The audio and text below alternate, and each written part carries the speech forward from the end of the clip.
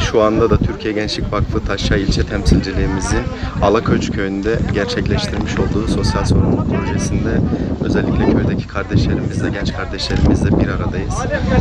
Bu kapsamda önce kardeşlerimizle beraber 1 saate yakın doğa ortamında kitap okuduk. Kitap okuma etkinliğimizin ardından da uçurtma uçuruyoruz. Projemizin amacı şu: pandemiden etkilenen özellikle ihtiyaç sahibi gençlerin, köy ortamındaki gençlerin hem doğal ortama çıkması hem uzun bir süredir pandemiden etkilendikleri için kitap okuma alışkanlıklarının yeniden kazandırılması ve uçurtma etkinliğiyle stres atmalarını amaçladık. Bu projede de özellikle kardeşlerimize, gönüllülerimize teşekkür ediyoruz. Bizimle bir araya gelen hocalarımıza, köy halkına teşekkür ediyoruz. Ailelerin özellikle bu anlamda geri dönüklerini aldığımız aileler oluyor. Bu gençlerin çoğu da zaten sosyal medyadan bize ulaşıyorlar. Gönüllü gençlerimiz, Türkiye Gençlik Vakfı'na gönül duyan, bizleri benimseyen kardeşlerimiz. Tabii ki bu anlamda velilerimizin güvenlerini kazanmak da bizim için çok önemliydi.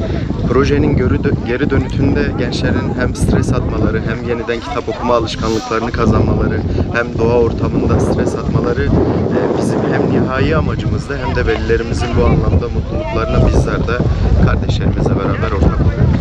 Bu köyümüzle beraber yaklaşık özellikle pandemi sürecinden sonra, tam kapanmadan sonra 30. köyümüzdeyiz.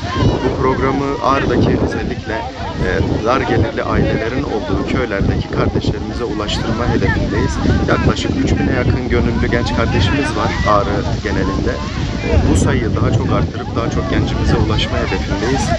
İnşallah niyetimiz odur ki Ağrı'daki gençlerin özellikle terör konusundan, ailelerin ya da köylerin terör konusunda acı çeken, sıkıntılar çeken köylerin terör unsurlarından ve birçok sıkıntılardan arındırılıp özellikle eğitimle ve birçok iş alanıyla yeniden hayat kazanması, bu topraklarda yeniden barışın, özgürlüğün ve kardeşliğin gençlerin özellikle özgüvenine yeniden etki etmesini ve bu gençlerin memleketimize, milletimize hizmet etmesini istiyoruz.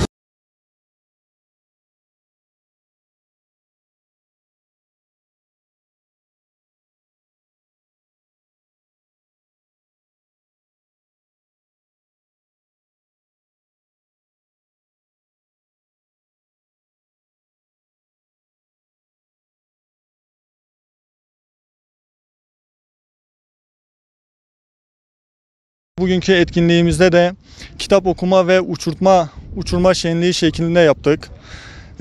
Bu organizasyonu yapmamızdaki temel amaç uzun bir süredir malumunuz sokağa çıkma yasağından dolayı vesaire okulların tatil olmasından uzaktan eğitim ile devam ediliyordu. Uzaktan eğitim özellikle köydeki çocuklarımız için erişilmesi biraz güç oldu bazı noktalarda. Onlar okuldan uzak kaldılar, belki okumaktan uzak kaldılar.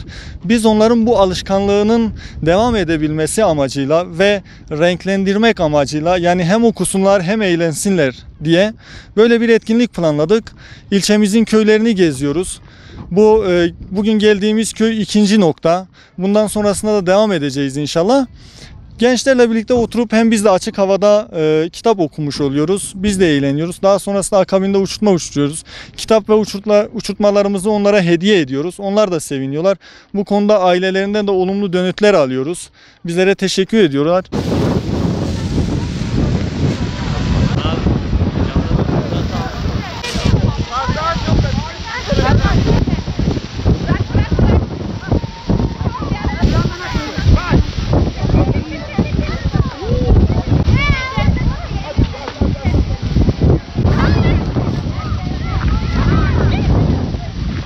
Öğretmenlerimiz bizi buraya çağırdı. Kitap hediye ettiler, kitap okuduk, uçurtma uçuruyoruz. Çok eğlenceli, çok güzel bir gün oldu.